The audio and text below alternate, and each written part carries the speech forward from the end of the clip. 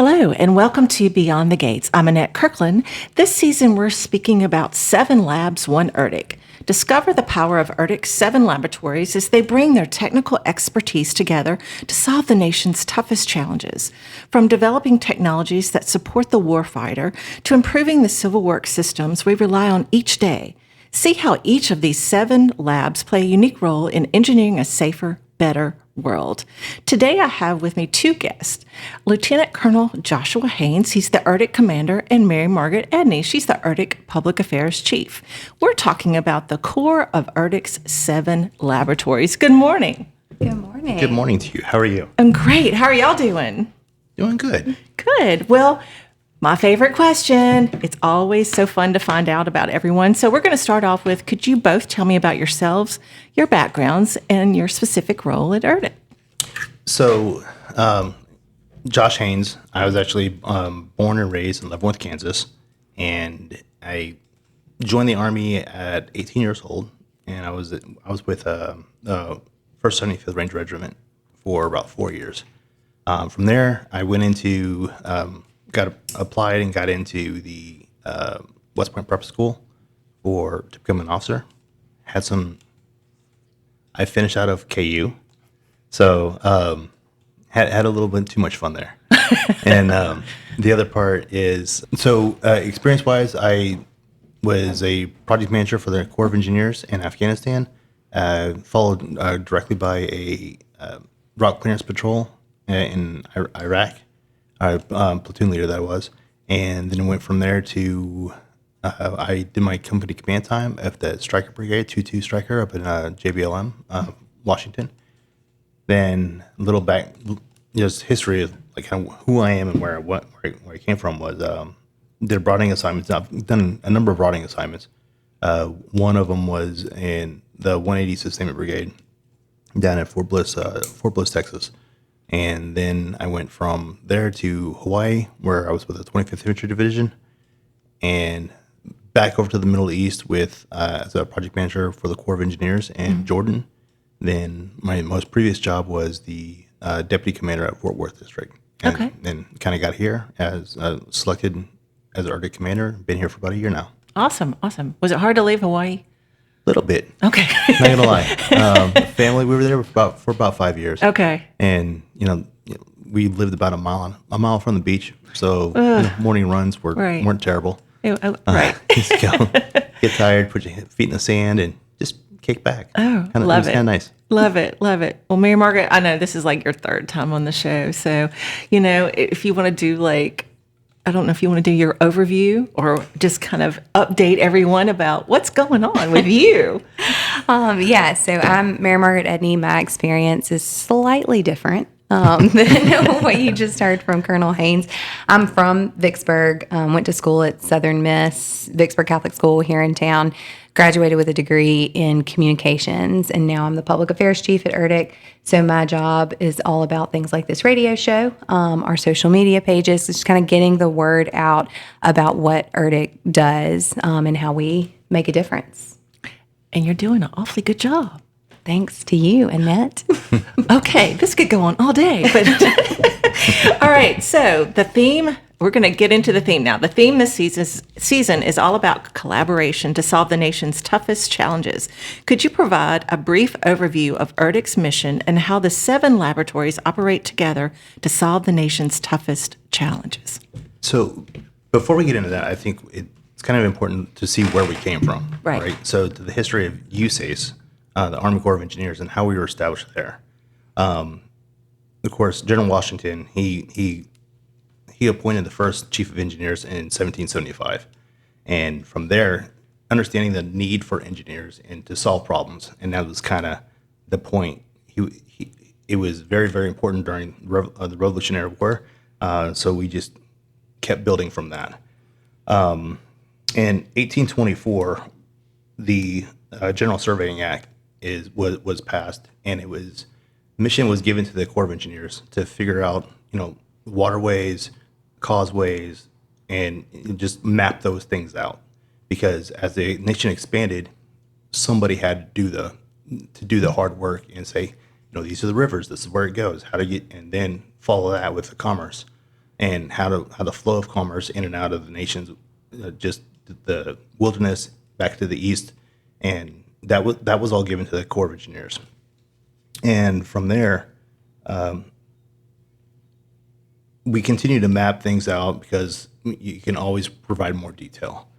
And ERDC proper was established based off of the and as a result of the 1927 flood, right? In 1928, there was another congressional act that was passed that said, "Hey, Corps of Engineers, figure out this water, and let's see how we can help, and to just make sure that one, our nation's continues to grow and does it in a safe manner." So as a result of that act, WES was established, the Waterways Experiment Program, or station, excuse me. And really, that was a direct result. I mean, immediate results from WES, and we were answering the need of the nation. And what we've seen repeatedly is the Corps of Engineers Congress, the nation turns to the Corps of Engineers to solve those problems. This is pretty wicked problems, and you're just like, hey, how do you even start, right? Because water is like one of the most powerful substances in the world, and try to control it, it's kind of hard to do. Right. So then from there, when we had 7 labs, and over time, what was even before ERDC, the 7 labs, the Army labs, they kind of grew out of necessity, and based off of WES and the labs that we have here, everything just kind of got pulled together in 1998, and it's like, hey, let's put some power effort behind this, and we understand that there's some goodness in the collaboration. And what we found was more eyes on one problem is better. You got more eyes, more minds. And we just continue to expand that out. And now we're working with academia. We're working with the other Army labs. We're working with the Triad Services, all of which are tagged to provide a certain perspective on a problem. ERDC and the Corps of Engineers, we kind of have it all. They're like, look at everything and let's see what makes sense. So really going back to the 1775, engineers, researchers, scientists, the Corps of Engineers are here to solve problems. And we get tasked with the toughest problems because we have the best and brightest people. Yes, we do. Yes, we do. Mary Margaret, do you have anything to add? No, I think he hit the nail on the head. That I love the phrase that you used. There's goodness in collaboration and having more minds and eyes on problems, and that's exactly the unique ability that ERDC brings to the table. A multidisciplinary approach. I think we're going to talk more about that in this episode, the different types of science and research that we conduct. But that's it. It's all about bringing the best of the best to these hard challenges. Absolutely. Absolutely. If you're just tuning in, I'm speaking with Lieutenant Colonel Joshua Haynes, the ERDC commander, and Mary Margaret Edney. She's the ERDC Public Affairs Chief. Okay, so now let's dive into the ERDC's core competencies. To start with, water security and environmental resilience are critical to both civilian infrastructure and military operations. How do the ERDC labs utilize their expertise in water resources and environmental security to manage our nation's waterways and support national defense? So start off with that last statement there, supports the national defense. We understand that a strong national defense equals a strong nation. And when we are able to rightfully secure the waterways, and like I previously spoke about, the commerce that flows up and down the rivers, we provide to the national defense through the strength aspect of it. Strong GDP, we have private investment, and then everyone has an equity in that defense. So that's one of our core, obviously our core tenets is to protect that. And as we're going, understanding water, like I previously said, understanding water, it does some pretty weird things sometimes. We have the scientists, we have the knowledge depth within our laboratories to understand that, and then we try to affect change through that vision, And in a perfect example, I think is I think we're going to talk about this a little bit later about the disaster response, right? So we had a couple years ago, a boat banged into the Francis Scott Key Bridge. We were one of the first entities that the president called and said, "Figure this out." Right. Baltimore is losing millions and millions and millions of dollars a day. We got to open these these causeways up to provide commerce and really bolster that surrounding community as well as the rest of the nation. Because from Baltimore, the Port of Baltimore, trucking agencies, go west, go north, go south, but it all all eyes were on us, and then we pulled in some other partners, Coast Guard, Navy, to kind of deal with that tragedy as it was unfolding. One of the things that we were able to provide is within our coastal hydrology lab, we have a ship simulator, and we brought down some boat captains, and said, "Hey, let's sit down, work through this problem set together." We were able to use the digital world to map out what that intermittent causeway needed to look like, Right. so we can continue the flow of goods in and out of the port. And I don't remember the timeline, but it was significantly shorter than if we were just trying to figure it out on the ground out there. Right. So those are types of technologies in collaboration with industry, with the industry, to say, let's fix this. Let's find something that works now, as opposed to, well, let's just fumble through this and we'll figure it out as time goes. Right. Because we understand The urgency. the urgency for it. Yes, ma'am. Right, absolutely. And understanding the faster we fix the problem, the faster people get back to work and provide for the nation's defense. Absolutely. Mary Margaret? Yeah, this is kind of our original research area. When you talk about water resources, that's exactly what they were talking about in 1928. And I think it would be funny to go back and ask those people back then if they thought we would have a giant ship simulator that would let you virtually test And this what's stuff. virtual? Right, right. And so I think that's really interesting, just how far we've come in the last 100 years and how that mission has evolved, but also stayed the same in so many ways. The disaster response, obviously incredible on the civil works side for commerce to get that flow of traffic back open. But then on the military side, the situation in Morocco where two soldiers were lost, and we were able to bring in some of this water resources, this modeling expertise to help recover them. And so it can be used, in military ways and in civil works ways, and just the way that the technology has evolved, and we're staying on top of it, and we'll continue to do so. Absolutely. Okay, so now the next one, the dynamic and extreme mechanics of structures and geomaterials. ERDC is home to world-class experts in high-performance materials. How does this research make an impact in our world today? So something I've learned, I've been in the Corps of Engineers for a little bit, and I've done construction in the Southeast, Southwest, in the Midwest, in the Middle East, across the pond. Something I learned coming to ERDC was that we have a pivotal role in writing the Uniform Facilities Code. And that code itself is the UFC. It's used worldwide. And when our folks up at Searle, up in Champaign, they are sitting down and they're figuring out what works and what is the most optimal way we can do construction, whether it be through techniques or the materials themselves, to provide a solid facility that is lasting longer. The material is cheaper, and the byproduct that is the emplacement is easier to do, and that speeds things up. And we do that. One, we've got some great scientists and engineers up in Searle who really sit down and understand the material that needs to be used. They also do that in collaboration with GSL, that is down here in Vicksburg. And to the collaboration piece, not one lab can do it alone, because we have cross-pollination in all of them, and that is one of our largest strengths, because we do that all in-house. And that is very difficult to do when you're working cross organization or across other federal entities.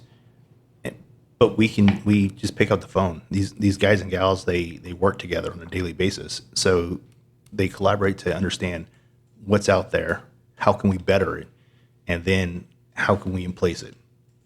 And that secures our footprint, and that's so that's generally in the civil works world. That can be pulled over to the military, like military construction world too, because what industry is using, they improve on the process. We benefit from that by providing facilities, barracks, dorms, chow halls for our soldiers and service members. That then again, you take care of your people, they take care of you, and therefore bolstering the national defense even further. But it's all from the administration's priority of get better, faster, less paperwork, and provide for the nation's defense. All of that comes into play. Right. So it's pretty. I know I'm kind of nerding out a little bit, but it is really cool. You're to with see. ERDC. It's expected. But it's really cool to see when the team comes together, like the old A team. Right. Great to see a good plan come together. Right. So we see that daily, and it's awesome. Awesome. Great. Mary Margaret? Yeah, I think that this research area is all about a lot of things that people don't think about on a daily basis. You know, the roads that you drive on, the bridges you cross, buildings, things like that. All of those are made of materials. And so what we're trying to do is make those materials better, whether that means that they're lighter, they're stronger, they're less expensive to build, all of that, and making sure that they can perform under really harsh, really extreme conditions. That can be, for the military, that could be an explosion. For us here at home, that could be a hurricane. That could be flooding. It could be aging. I know that that's a big problem. You hear all the time people talk in America about the country's aging infrastructure. That's where this work comes in. And so Colonel Haynes mentioned it, but the unique facilities that we have to do so up in Champaign, there's a shake table that simulates earthquakes. Here in Vicksburg, we have a blast load simulator that can keep us, we still do go out and blow things up from time to time to test them. People do hear that we do that. Yeah, they do. They do. Everybody wants that job. But in addition to that, we can test things on a smaller scale in a controlled environment, which is faster. It saves money and all of that. So that's what this one is all about. And I think sometimes we get caught up in words like fiber reinforced polymer composites and things like that. But it's really just about making materials that can withstand and last longer and keep people safer at the end of the day. Okay, so you just kind of dived a little bit into the weather. So the next one, operating in extreme environments, is a reality for our military, particularly as strategic focus shifts to new regions. ERDC has a specialized focus on cold engineering and science. Why is that so important, and how does it give the U.S. an advantage? So the Cold Regions Lab up in Hanover, New Hampshire, it's pretty. Again, it's pretty wild and cold. It is cold. I was up there in February, March, and I think it was still snowing. I've been in there in December. Right. But what our folks up there work on is they're working multinational problem sets. Right. The Arctic it still remains like holistically unexplored. I mean, we've had There's been some exploration that's happened throughout the years, but it's the effects of weather and the cold and the extreme environment. It is terrible for equipment, for material, because we do it in a best case scenario where 75 degrees with 60% humidity. That's pretty nice. But up there they're doing like negative 40 with no humidity. Right. And understanding what that weather does to material, it makes it super brittle. Anyone who's tried to start a car in the winter understand that your battery may or may not last for all winter because it just drains all that battery.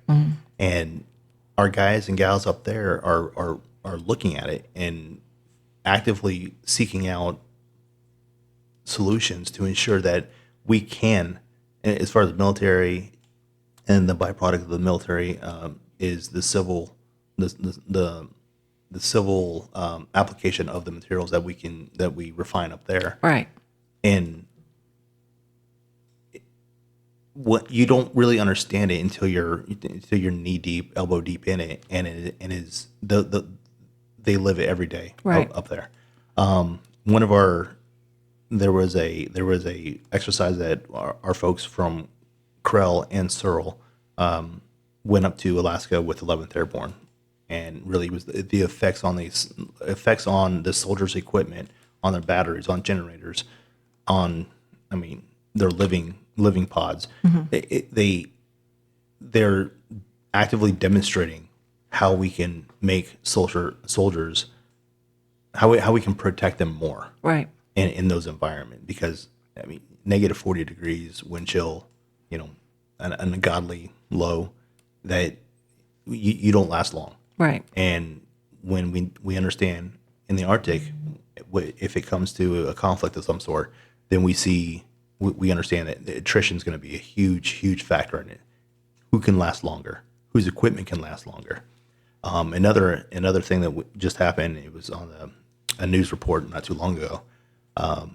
One of our biologists from Krell, they were up in the permafrost tunnel in Alaska doing some boar samples, and she found some microbes that were dating 40,000 years ago, and understanding how they can survive, and extrapolating the genetic code, or I'm not a scientist, so now I'm Some type of code. right, Or I'm waiting in breakdown or something. right, but it's how can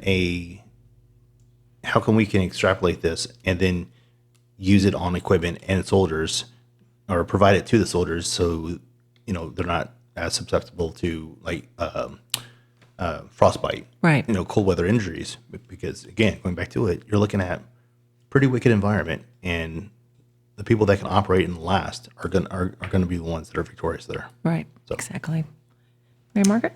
Yeah, I'll just add that Krell up in New Hampshire is actually the federal government's only lab that's dedicated to this type of cold regions research specifically.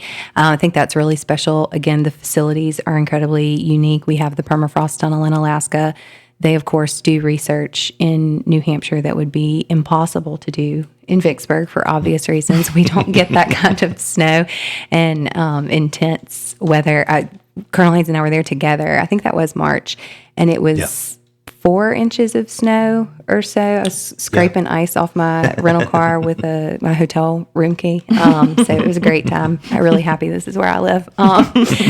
But I just think it's very, very interesting work. It's very important. Like he said, on the military side of the house, those applications for the Warfighter are so important in extreme harsh temperatures. And then even on the other side, we talked earlier about commerce and keeping waterways open and things like that. Ice jams.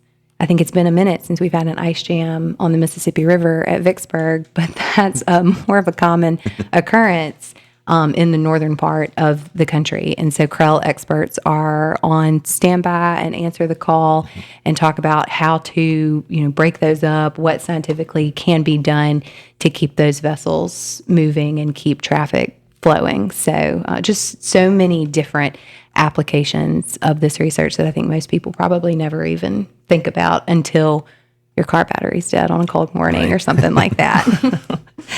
Well, if you're just tuning in, the show title today is The Core of ERDC 7 Laboratories. I have with me Lieutenant Colonel Joshua Haynes. He's the ERDC commander, and Mary Margaret Edney. She's the ERDC Public Affairs Chief.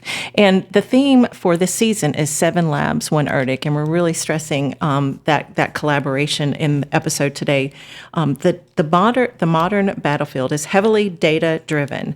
How do the laboratories apply integrative geospatial analytics and decision science to map complex environments? So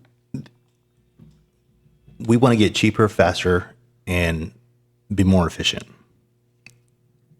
AI and really ITL, Information Technology Lab here in Vicksburg, is leading the way for this. So we manage the Department of War's really backbone for AI and the supercomputing capabilities.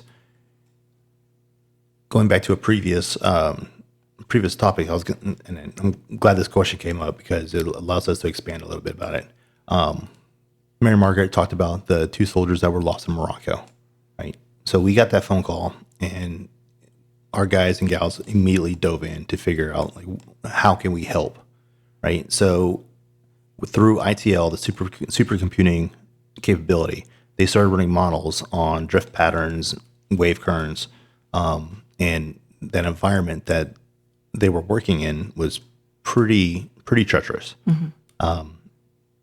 We were able to assist in identifying areas where people could likely be, and that was we had a working model, I think, within 2 hours, 3 hours. And of course, as time goes on, the supercomputing capability further refined that. Same thing with the Francis Scott Key Bridge. And when you're talking about real life operations, real life incidents, or commerce with water, with our aging infrastructure, our folks are able to look at that and say, what is likely to happen with that material? Where will the water likely go? And then that gives us a kind of a peek as what problems we're going to walk into. And, I think as a kid, you're sitting there playing in the creek or whatever, at least I did.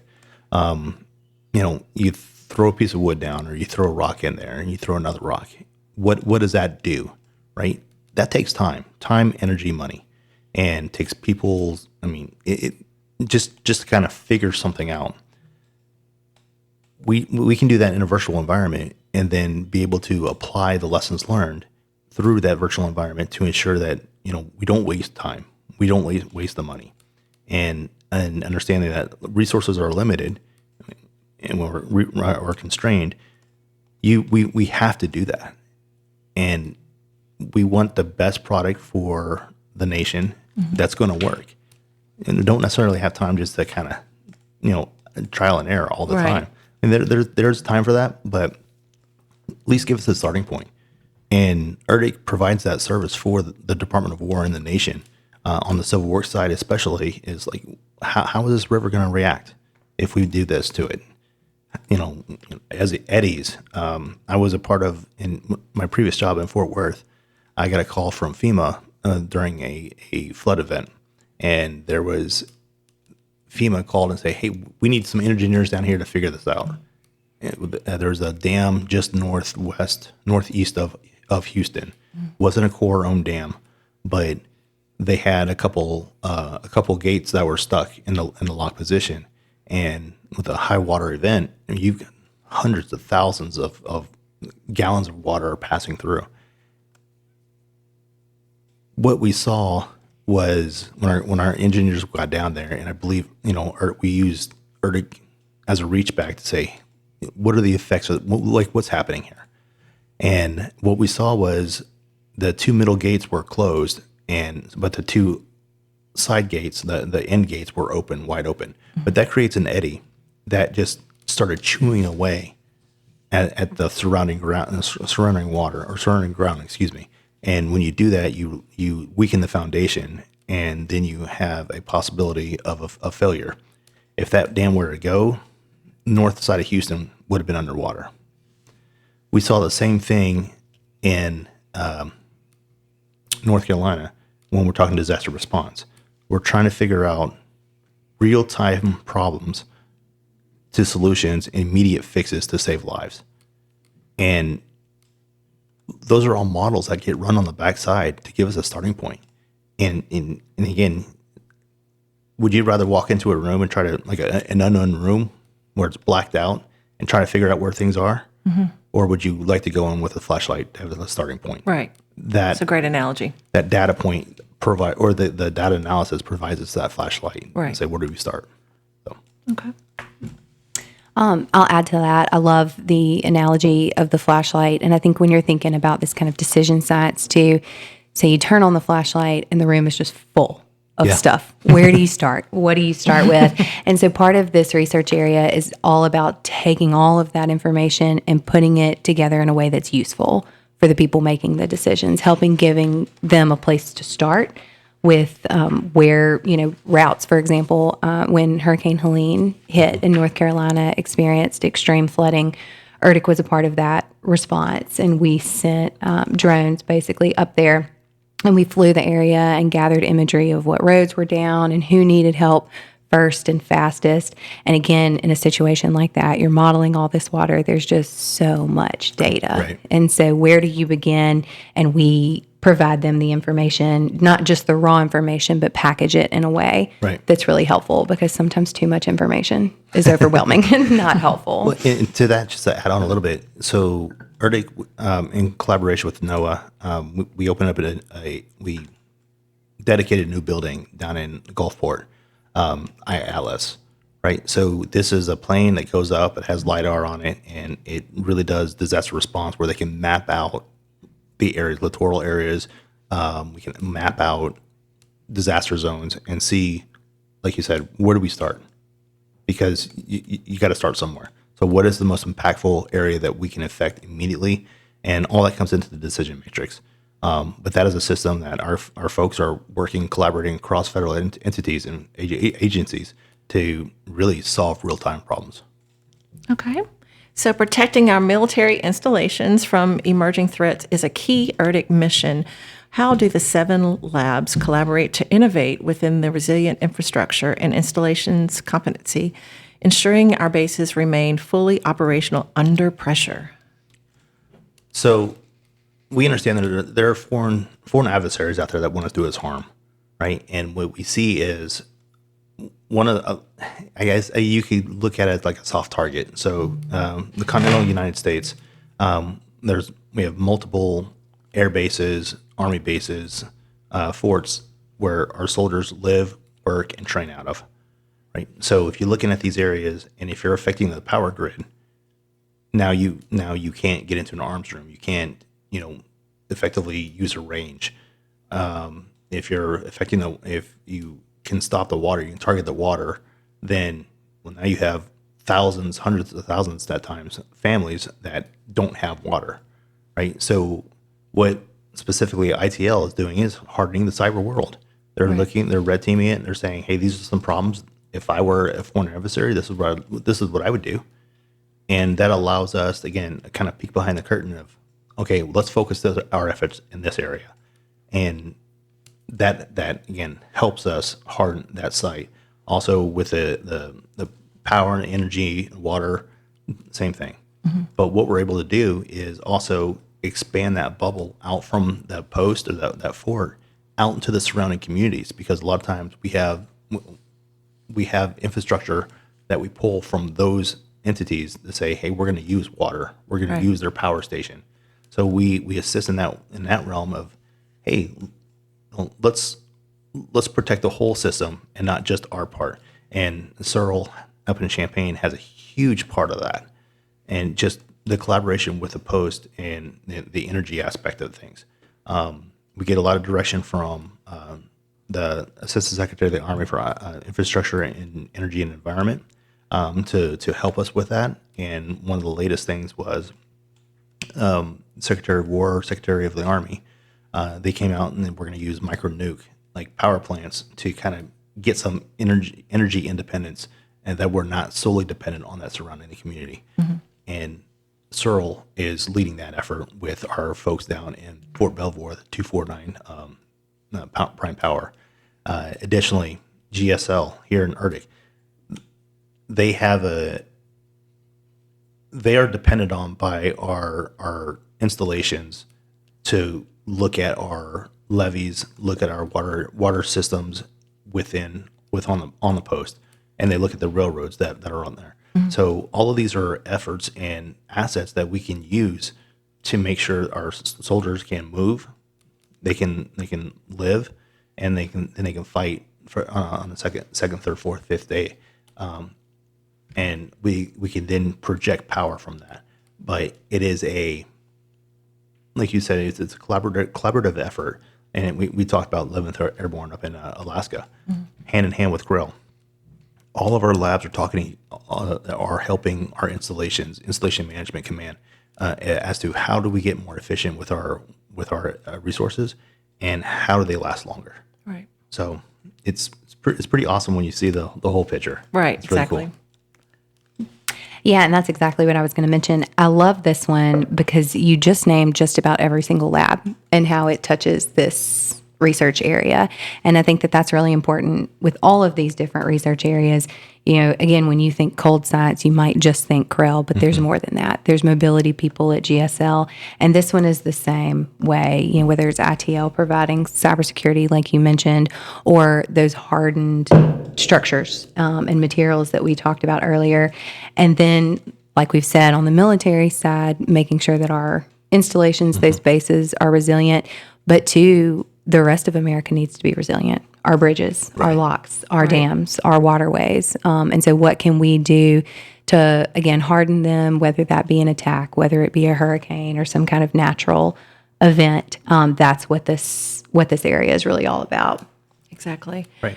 And really quickly, it was, so I was a part of the effort and Maui wildfire recovery. And I was in my previous job, and additionally, we kind of help with the LA fires. The president in different administrations, but the president and their administrations looked at the Corps to solve those problems. Right. And to Mary Margaret's point, is like, how do you, huge impact to the local populace and whatnot. And then you have the small things that we don't necessarily get credit for because no one sees, but it needs to get done. And, and our folks are working those to harden the levees, making sure that the dams are going to fail, because that is what makes us great. And that's what that collaborative effort is people depend on it. Exactly. Well, then the process of moving from an idea to actual technology or platforms being used in the field has traditionally been a long and costly process for the government. Could you explain how digital engineering and prototyping allows ERDC to simulate, test, and field new technologies faster and more safely than traditional methods? So we just hosted Major General Kelly, who's a Civil Works chief for the Corps of Engineers. And that is one of the things that we talked about yesterday, a lot of. Like, how do you move from an idea to the prototype? Then how do you move that prototype to have those things put in soldiers' hands to effectively use? Previously, I mean, it's a pretty long and arduous process, right? There's a lot of testing, a lot of point one, point two counterpoints, and say what we'll be able to use, what will we be able to use and be effective. And what we've seen is, like we stated with the modeling aspect, how can we run a model to see what works and then implement that, right? So there's a lot. I mean, that's what happens in research. You test them. The scientific method is you throw it out there, you test it. It doesn't work, you move on. ITL is able to do that through the modeling, and each lab has that capability to an extent of testing, just using scientific method and testing what's out there. And I think we've covered this in some of the other topics. Is without that, you're just going in blind. It's an idea. Let's see what works. But if it's not, the outcome of a prototype or outcome of a test is a multi-million-dollar system, who can afford it? And if it's past the point of need, then why are we still working on it? That's what we talked about with General Kelly yesterday. Is we need it at the point of need, and what we're able to do is through the collaboration, through our work with the Assistant Secretaries of the Army for Civil Works, INE, MRT, all those cats, they're identifying needs, and we have the ability to then reach out to the soldiers who are in the field and trying to figure out and solve these problems on their end. And we can say, hey, we've tried this, it doesn't work, you should try it this way. but it's that collaboration where it's like, what do you need? Like, what is the requirement? And then we take that, and I think we're able to get more responsive, and then we can turn around and we can provide a better assessment as to what that prototype needs to look like. And hey, you gave me something that goes up and down. Can you go up and down sideways?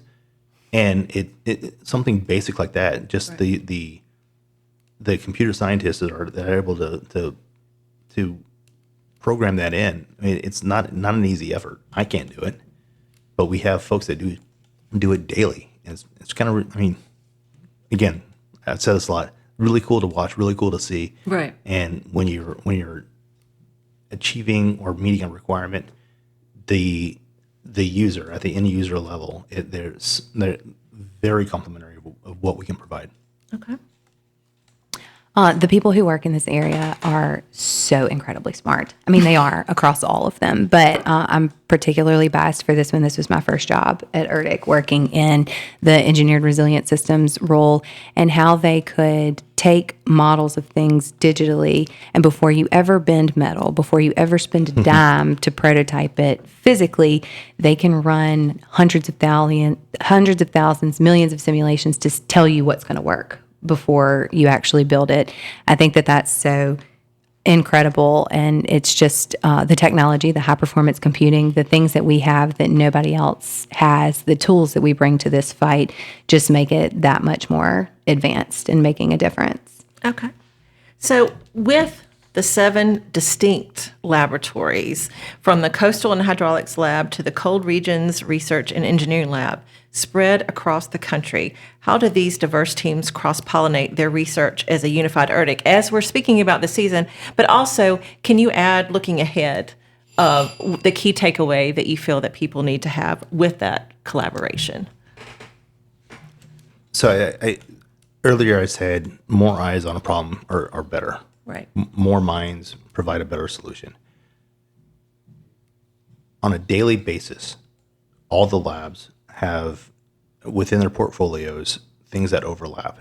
And those scientists and those researchers are actively seeking out other folks within ERDC that can help them with our project. Everything from, energy resilience to material development to, again, UFC to what works in the cold.